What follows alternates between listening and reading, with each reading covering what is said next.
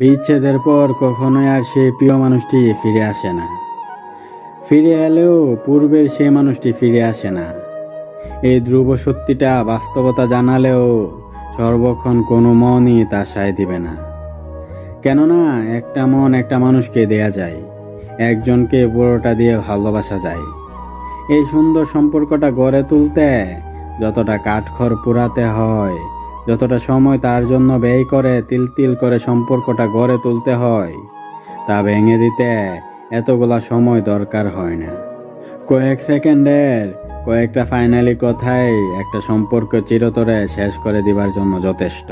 বিচ্ছেদ বলতে দুটো মানুষের যোগাযোগ চিরতরে বন্ধ হয়ে যাওয়া, কেউ কারোর স্পর্শে না থাকা, কেউ কারোর মুখ না দেখা। তাই বলে কি মন থেকে গড়ে ওঠা ওই সম্পর্কটা কখনো বিচ্ছেদ হয়? একদমই হয় না।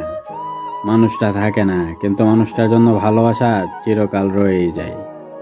মানুষটার জন্য সবসময় অপেক্ষা করা, গোপনে তার প্রোফাইল চেক করা, কখন অ্যাক্টিভ হলো, কখন বেরিয়ে গেল, আবার কখন আসবে, আজ তার মানসিক অবস্থাটা কেমন আছে, আর কি পোস্ট আপলোড হলো, এসব বিষয়ে সর্বক্ষণ নজরদারি করতে থাকা।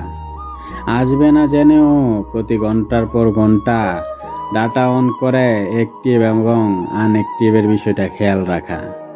যাকে ভালোবাসা যায় তার অপরাধগুলাকে ক্ষমা করে দিয়ে ভালোবাসা যায়, আর যাকে সত্যি সত্যি মন থেকে ভালোবাসা হয় তার কাছে বোধ হয় অনিচ্ছাকৃতভাবে অনেক বড় বড় অপরাধ হয়ে যায়।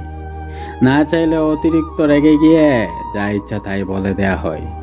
পরে অবশ্য নিজের রাগের কথাগুলোর জন্য অনুতপ্ত হয়, ভুল স্বীকার করে ক্ষমা চেয়ে ভালোবাসার গভীরতা বাড়ায়। সত্যি বলতে বিচ্ছেদটা দুটো দেহের হয়, মনের হয় না। মন সেতু দেহের নিয়ন্ত্রণের বাহিরে।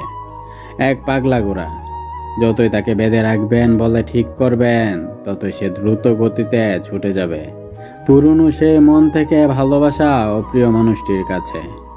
বিচ্ছেদ কথাটা খুবই কষ্টকর, তবুও একজন ছেড়ে যায়, অন্যজন বাধ্য হয়ে মানতে।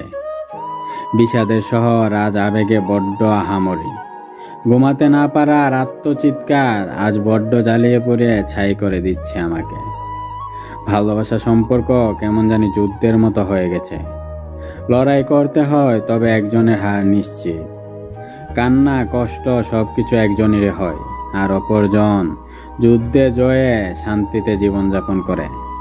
চিৎকার করে কাঁদতে না পারার কষ্ট প্রচুর যন্ত্রণাদায়ক, প্রচুর কষ্ট যন্ত্রণা বহন করতে হয়।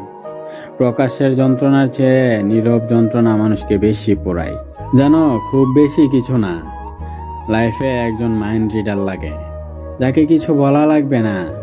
তুমি অভিনয় করে গাদার মতো হাসতে থাকলেও যে বুঝে নিবে তুমি ভালো নেই। যার কাছে সিম্পেথি চাইতে হবে না, চোখ দিয়ে তাকিয়ে যে খুব যত্ন করে তোমার মাথায় হাত রাখবে। সবসময় মুখ ফুটে সবকিছু বলতে ইচ্ছে হয় না। চোখের ঘুম থাকলেও মাঝে মধ্যে চোখ বন্ধ করতে ইচ্ছে হয় না।